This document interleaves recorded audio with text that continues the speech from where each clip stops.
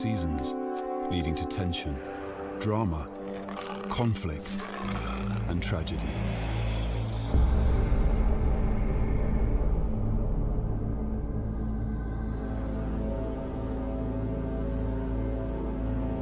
The undisputed ruler of this territory is the dominant male leopard, Buddha, a 5-year-old sturdy individual in the prime of his life. Moving in and out of Buddha's domain is one of his females. She specializes in climbing the tall ebony and Kigelia trees of Moremi. She is called Mosweo, the Pale One.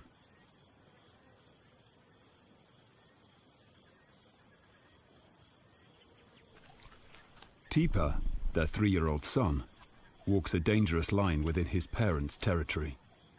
According to leopard law, he should have moved on by now to fend for himself, but he's still around. Lingering between Buddha and Mosweo can only lead to trouble. He seems blissfully unaware of his predicament. But it is Mosweo's life that has undergone a dramatic change recently. She has just given birth to 2 cubs, and Tipa poses a potential threat to them.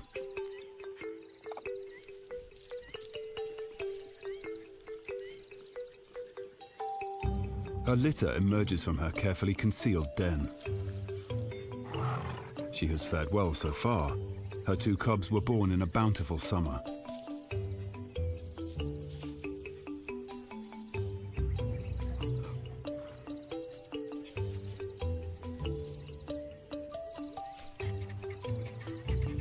Leopards are solitary creatures, and as a mother, Mosweo relies on all her skills to raise her cubs.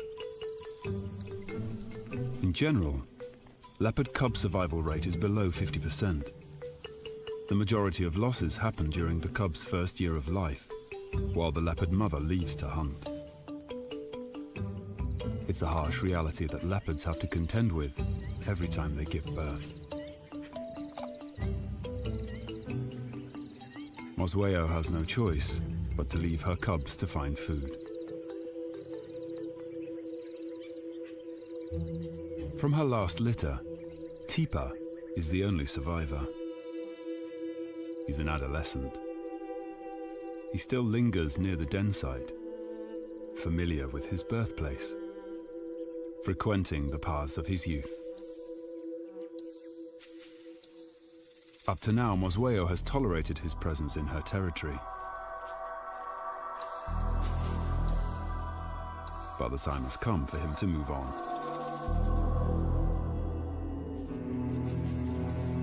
Mosweo is on the warpath. She walks with purpose, her tail held high.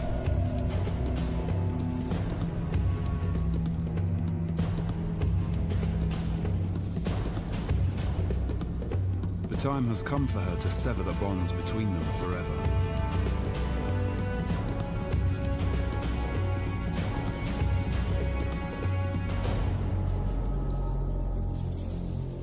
Mosweo marks her territory near his tree.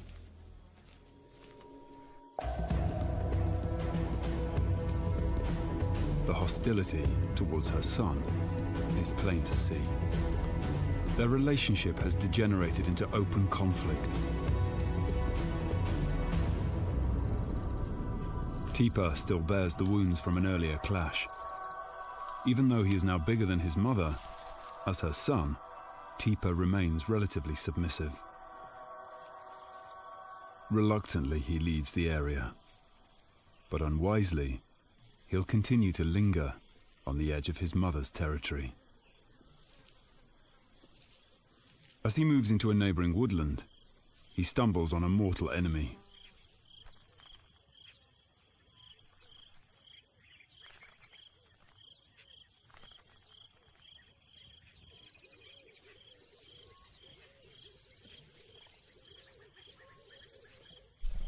The lion's scent carries, and he's alerted. He needs to be careful.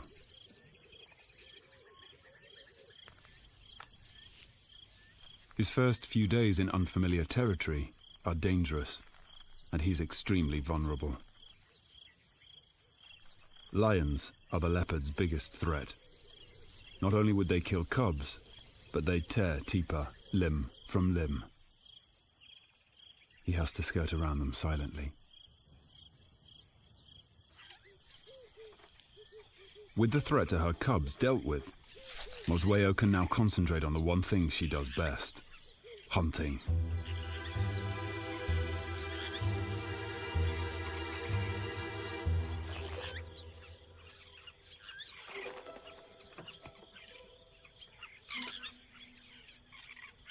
She's an excellent climber. She likes a good vantage point, 7 or 8 meters above the ground.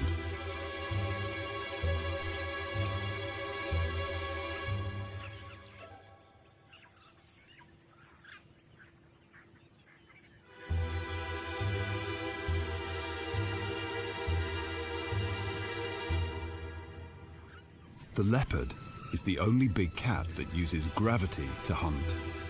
Mosweo is an expert at it.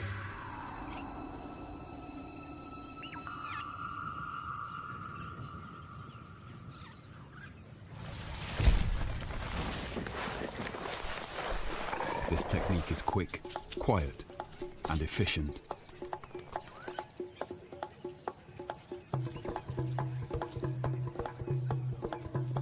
But the impala alarm calls are a dead giveaway that a predator is operating in the forest.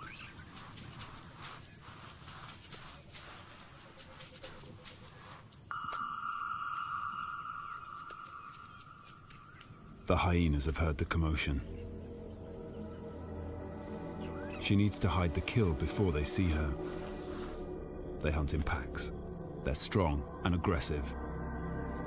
Worse, they are the #1 killer of leopard cubs. She cannot let them find her den.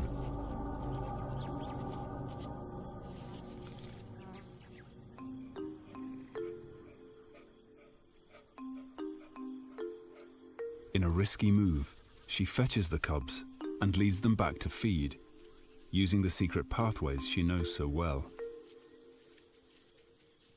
With such small cubs, she cannot move the carcass into the safety of a tree, since they cannot climb.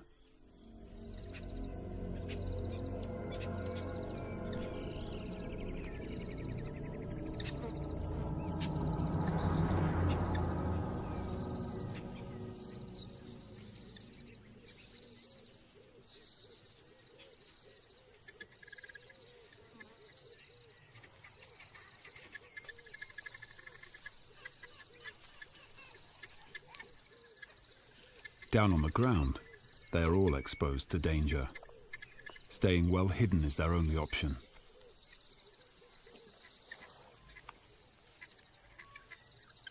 This is the realm of the leopard. Camouflaged in the broken and dappled scrub, they can feed, undisturbed, for a while.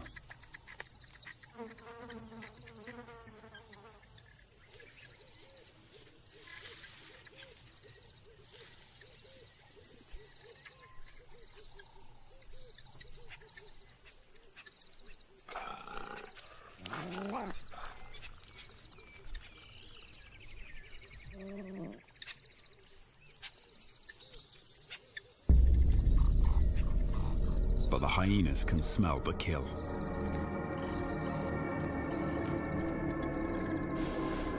Their circle around the scent tightens.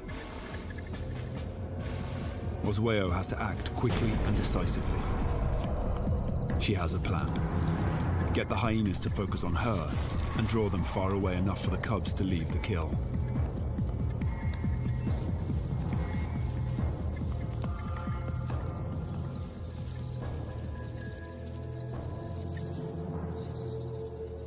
Leopards constantly walk a fine line between safety and danger. As solitary cats, they have struck a perfect balance.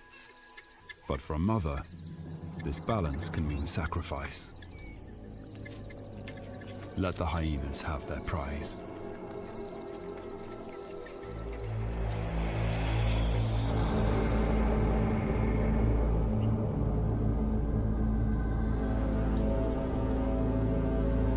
For the powerful Buddha, life's a little different.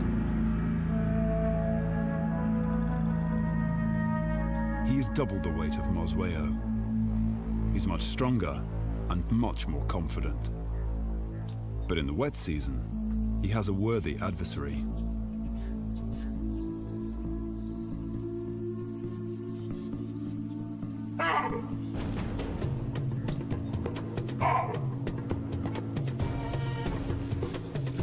Baboons are strong and intelligent omnivores, and the troops are led by several big dominant males.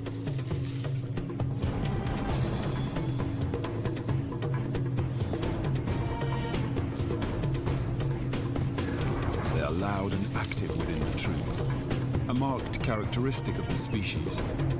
Sometimes they direct their collective aggression towards predators.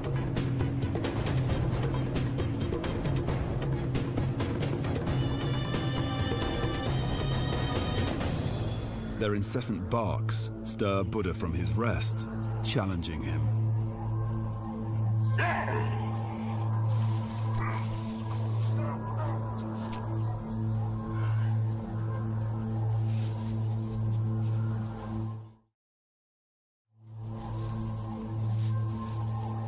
Arrogant in their approach, the troop moves noisily through the forest.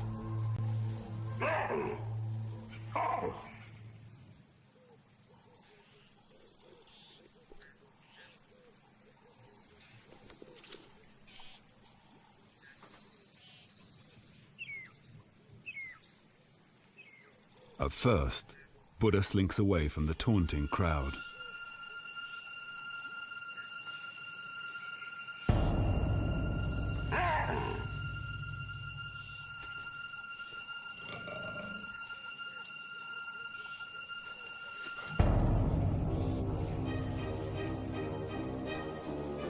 But the provocation becomes too much, and he retaliates.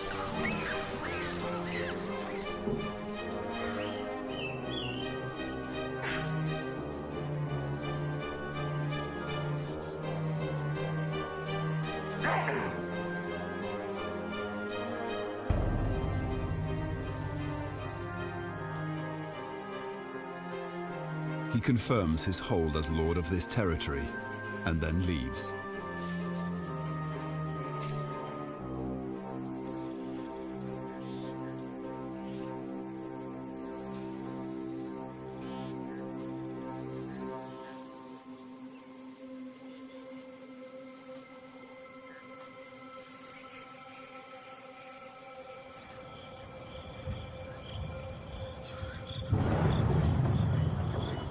Dead Tree Island changes radically with the seasons. It's one of the few places with permanent drinking water. But in summer, its herbivores rely on the rains for good grazing.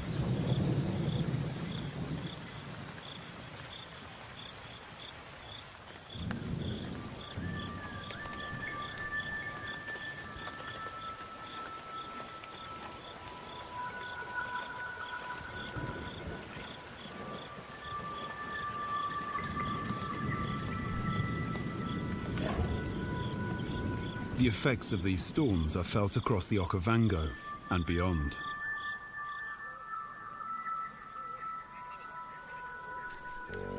The result is a welcome flourish of green.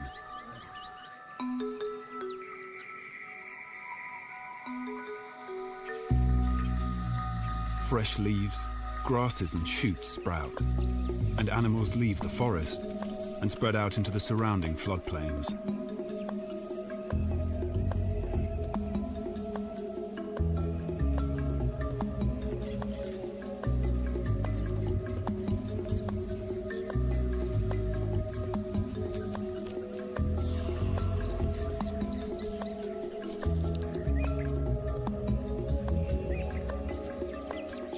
This abundance of water and food brings on the birthing season for impala, one of the leopard's favorite prey.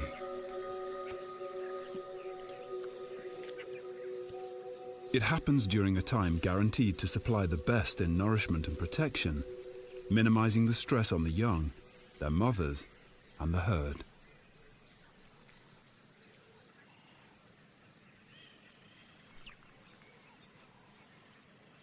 But the newborn impalas are highly vulnerable and face a variety of threats.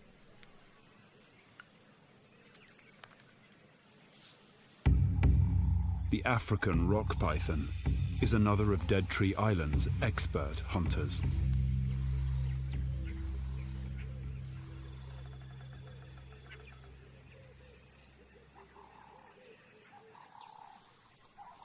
Muscular coils squeeze the life from its prey, asphyxiating it. It swallows the calf whole by extending its jaws using specialized hinges.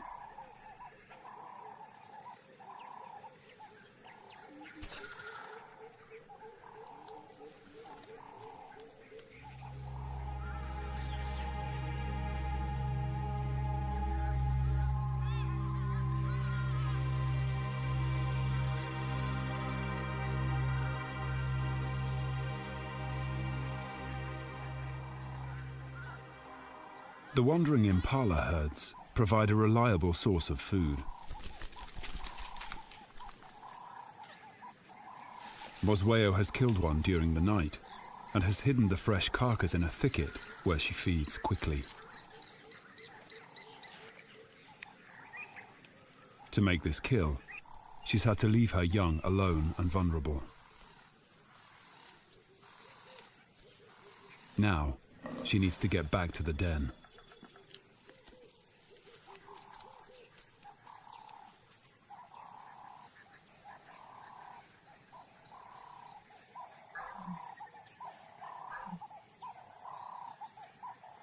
As Mosweo approaches the den, she senses danger.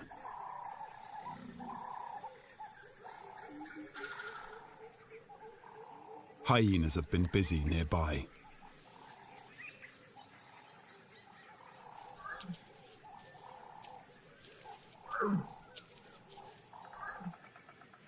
Her gentle calls are low and don't carry far, meant only for the ears of her cubs.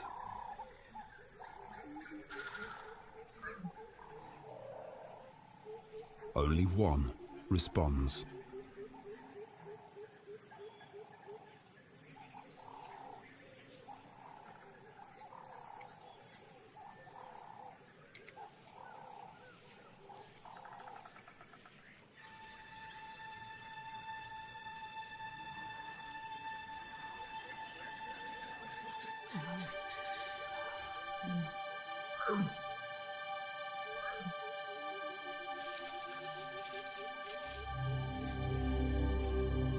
The nightmare of all mothers now falls on Mosweo.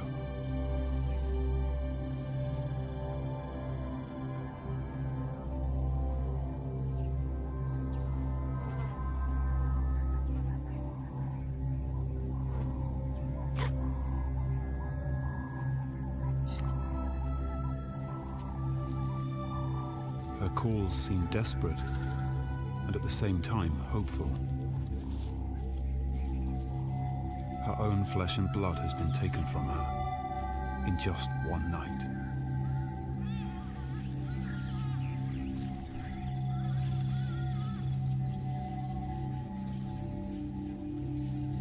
She has no option but to move on.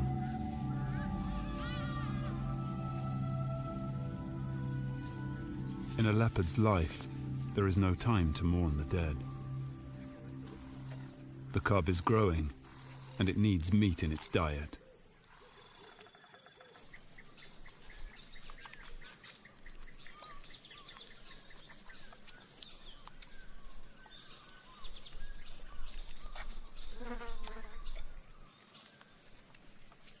The well-being of this lone cub now hinges on Mosweo's intimate knowledge of this area of the Okavango.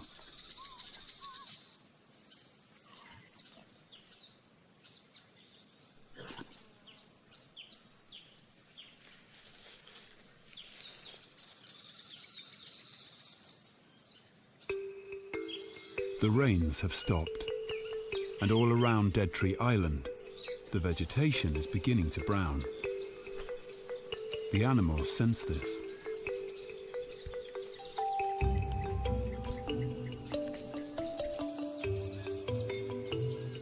Seasons determine behavioral patterns. and each species responds differently.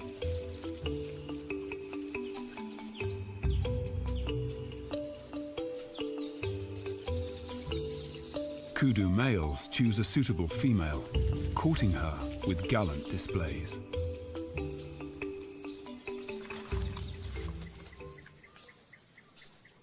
Teepa lurks in the undergrowth. He's strayed back into his original territory.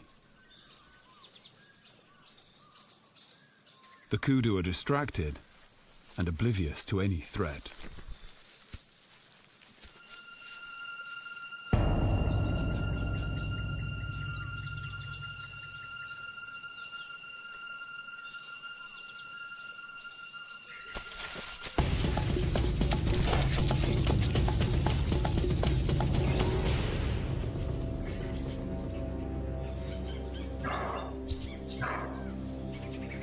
But Teepa's lack of experience is plain to see.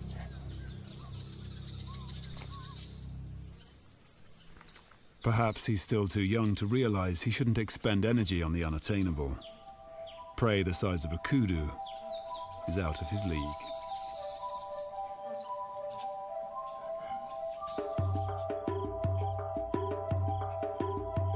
Flocks of quilias announce the onset of winter, the dry season.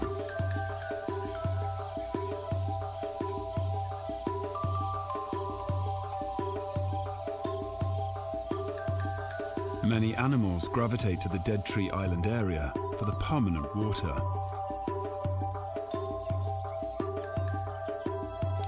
This harsher season allows for at least one miracle. The Kigelia tree blossoms to life. It offers a precious winter treasure.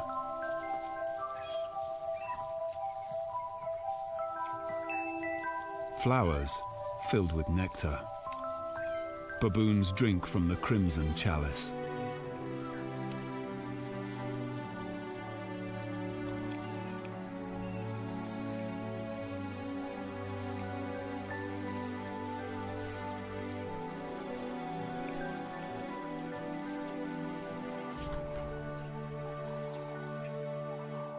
Teepa needs to be more flexible in his hunting strategy. He has to learn to anticipate his potential prey's movements. Baboons are messy eaters, and soon the impala move closer to feed on the flowers that carpet the ground. He silently watches and waits.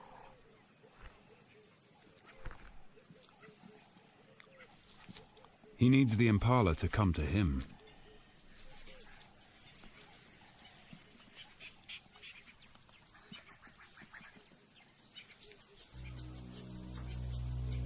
But the marauding baboon troop has singled out his tree.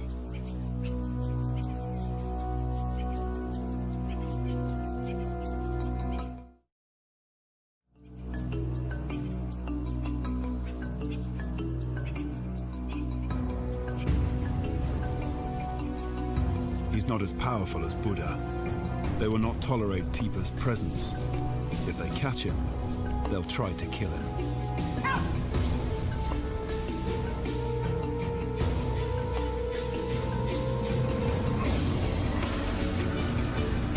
He cannot risk a confrontation. An injury may cost him dearly.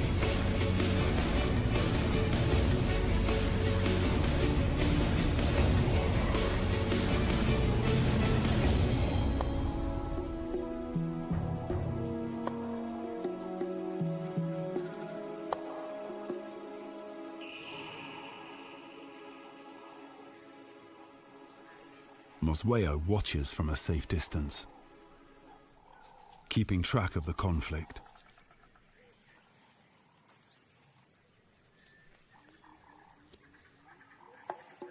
She follows Teepa's prey now. Quietly, she begins her own hunt.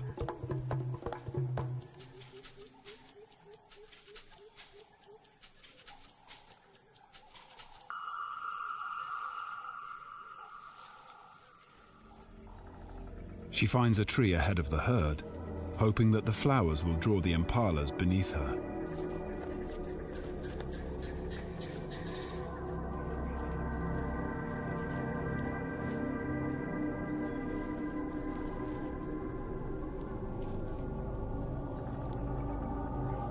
Mosweo shows great patience. She watches the antelope's moves and identifies her target.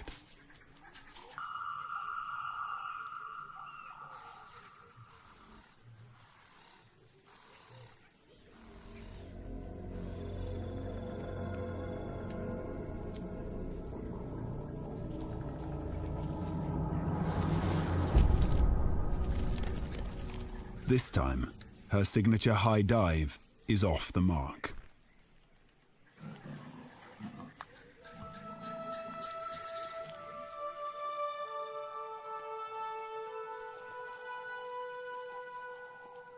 With her cover blown, the impalas keep a watch on her.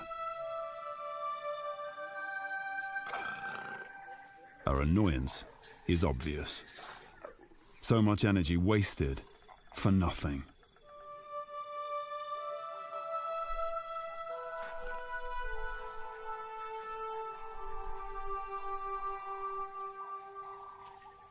But she has to keep moving. She's out in the open, and the baboons are still in the area. But things only get worse. The impala alarms have alerted the lions.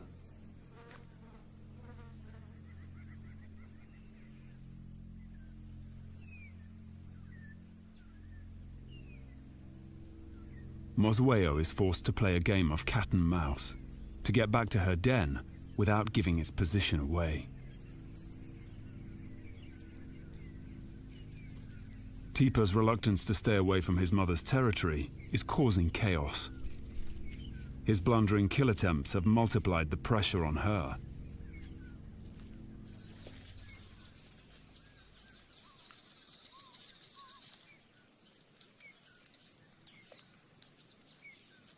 She is relieved to find her cub safe and well.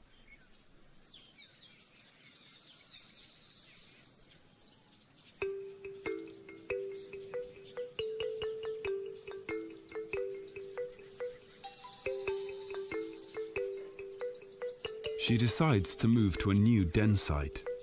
The lions were far too close for comfort.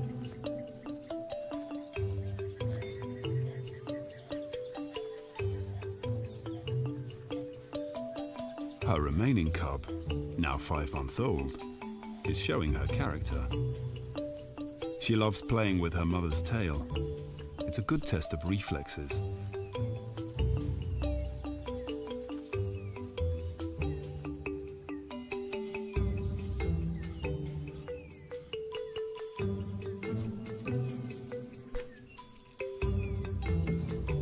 Hidden in the dry grass, Mosweo rests, regaining her strength before she starts hunting again.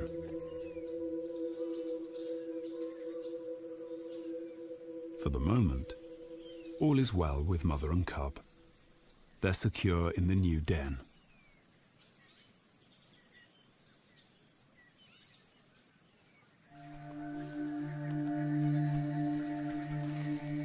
Winter forces the elephants in from the surrounding desert.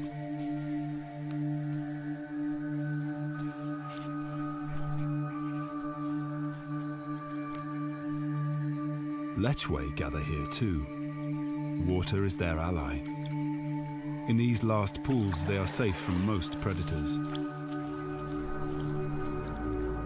They're larger than impalas, but a big cat like Buddha should be able to pull them down.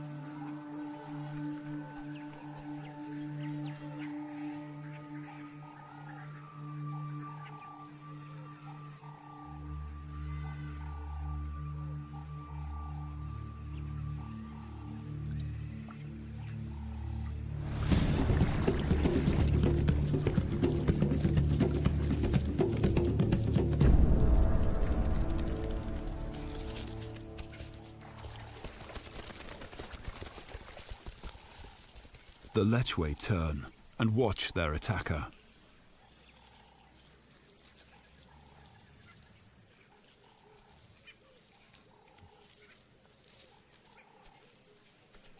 They take in his smell, burning it into their brains for future reference, making sure Buddha leaves the area.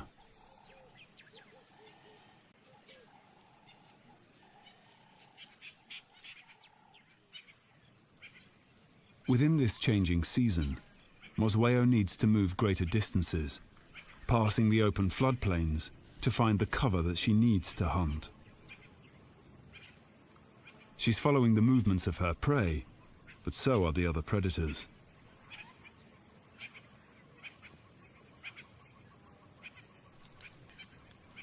Relocation for a leopard is always risky, but she soon finds a tree in an area that she likes.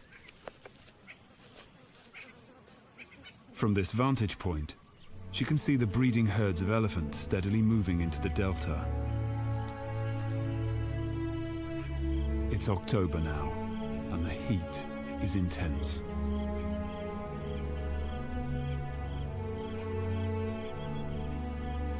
The floods that brought life to the region have almost all evaporated now.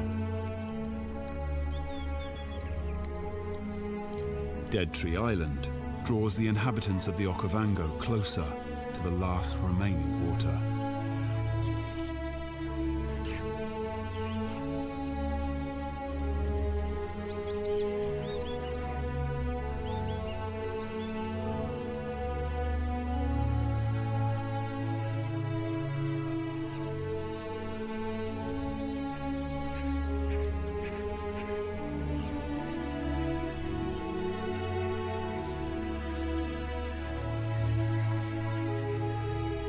The last flooded pans now hold the fate of all these characters.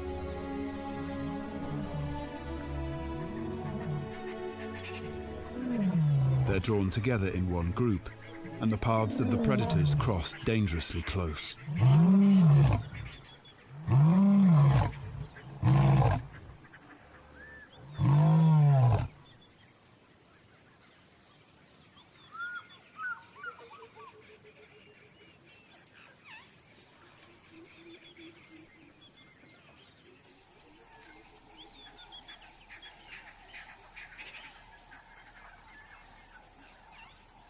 Teeper is the first victim of this heightened competition. He's finally killed an impala, but doesn't get to enjoy the fruits of his labor. Stooping to petty theft, the lions that have haunted his movements now steal his food.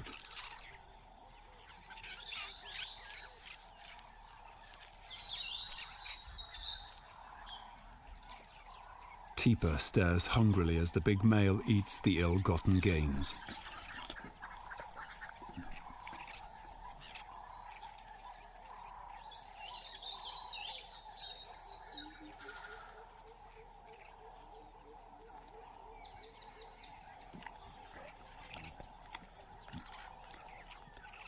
The lion eats the bulk of the impala and leaves. Carefully, Teeper moves to reclaim his kill.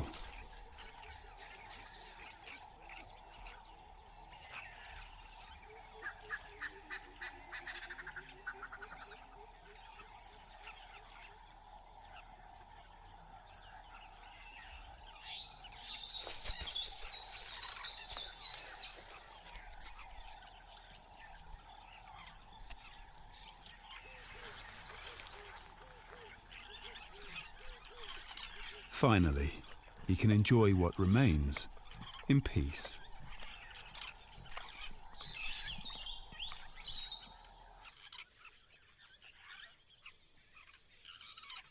Mosweo's cub is now at an age where she begins to explore further. It's high time she learned how to climb.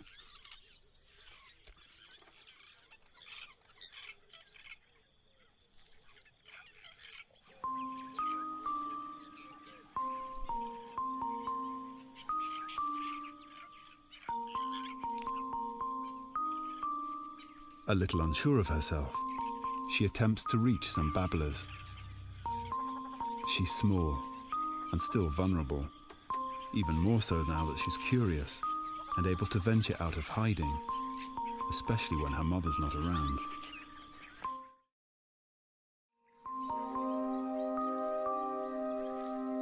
Mosweo is far off, hunting.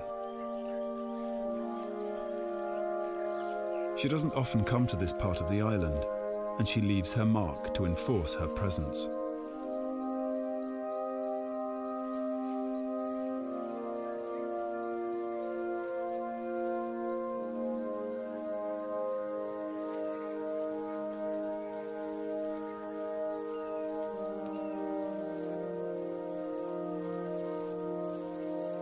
She moves onto an open plain, where two side-striped jackal are foraging.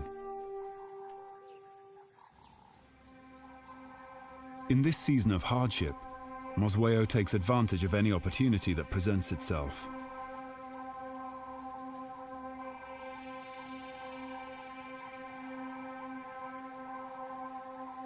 Although not normally a prey item, the jackals quickly become a target.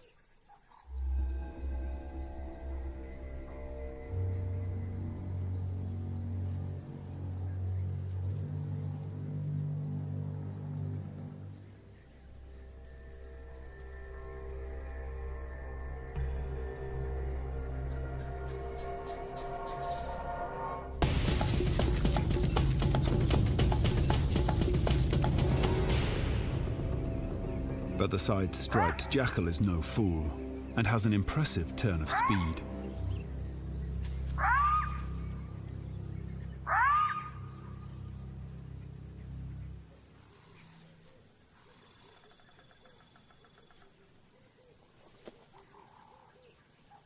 Irritated with her failure, she leaves her mark and moves on.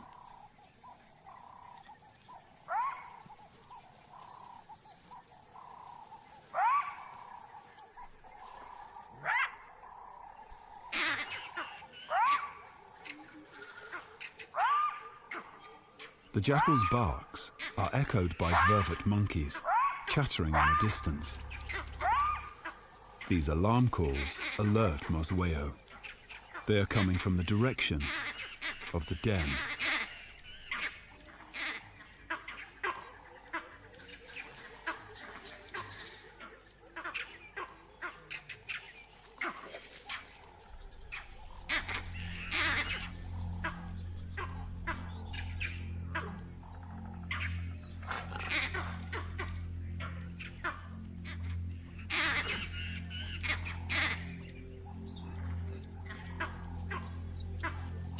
Mosweo treads lightly as she moves closer to the place pinpointed by the monkeys.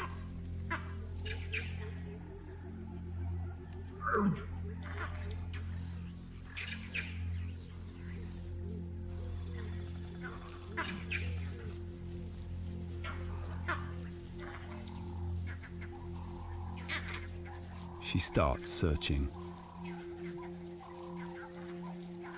But what she finds is shocking.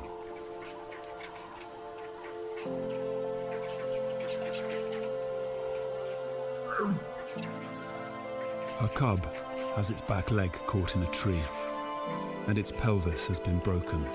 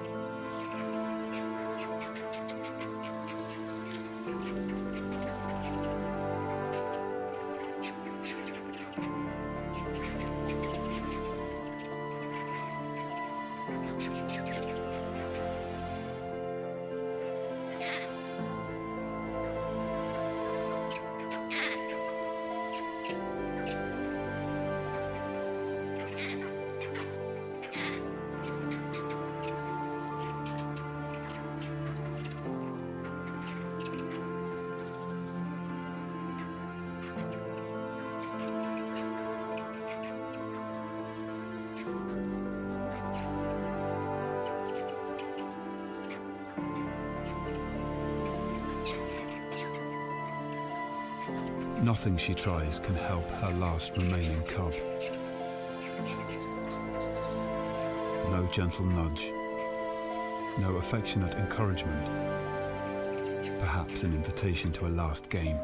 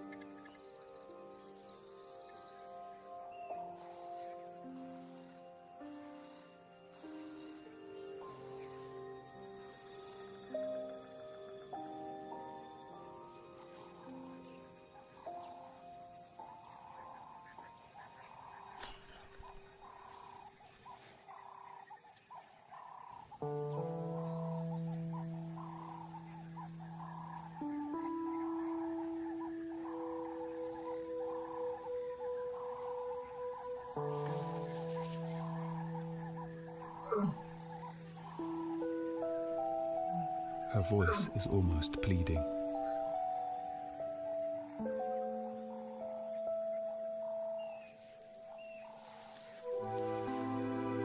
A last attempt, and the cub's leg is freed.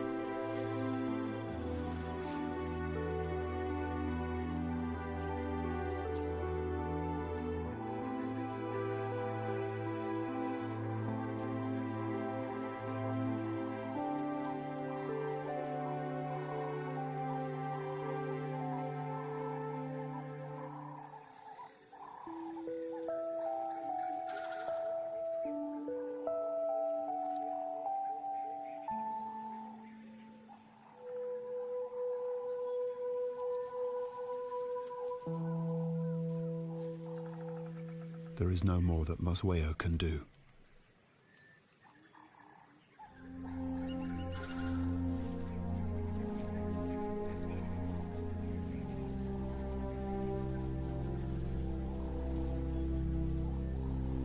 With all her remaining strength, the cub pulls herself to her final resting place. But her mother has already decided to leave this traumatic scene behind.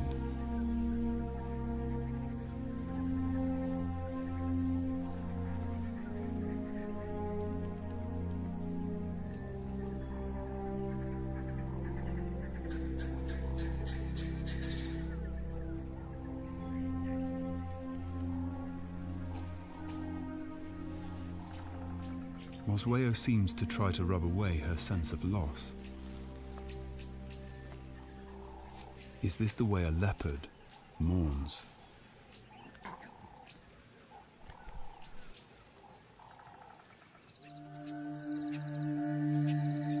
The heat builds. The rains are coming. Buddha treads on new ground. He is following an interesting scent. One that he cannot help but find irresistible.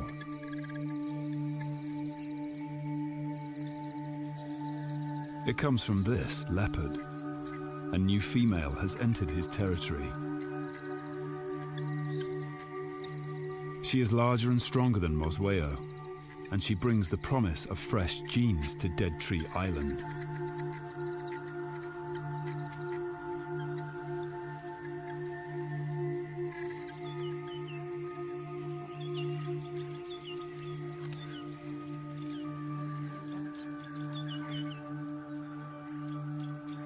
On the fringes, Mosweo watches with alarm.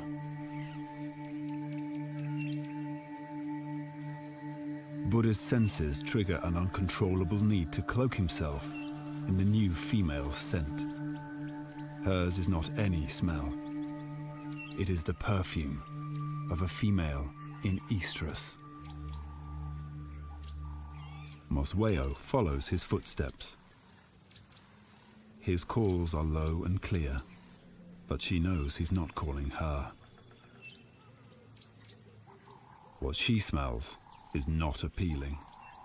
The scent of another female, a rival. Instinctively, Mosweo tries to mask any hint of her challenger's presence, but she's too late.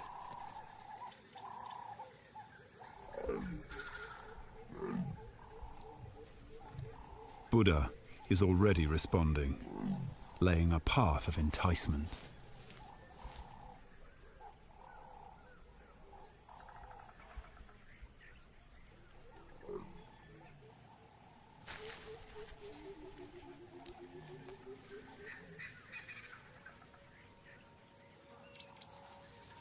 The new female is quick to take up his invitation. Mosweo retreats. Her efforts are futile.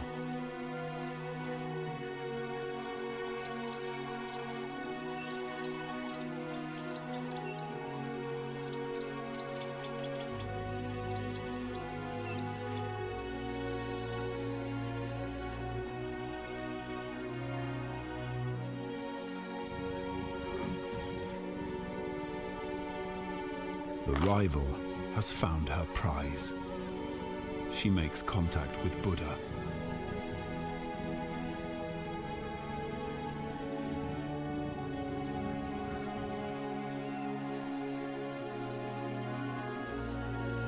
Mosweo leaves the place where she gave birth, perhaps to seek out another territory and a new partner.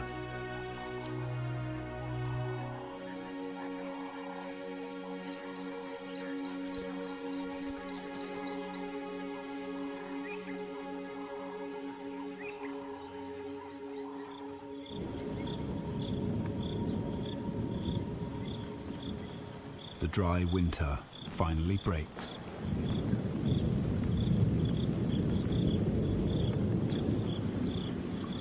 And the change in season coaxes Buddha to mate.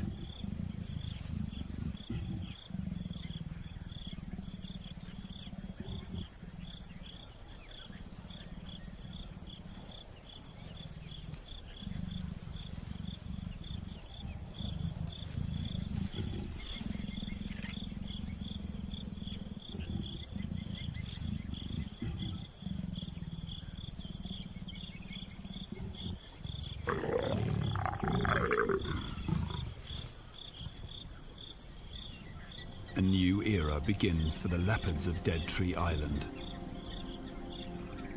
They mate for days, and by the end of it, the new female will hold the seed of new cubs.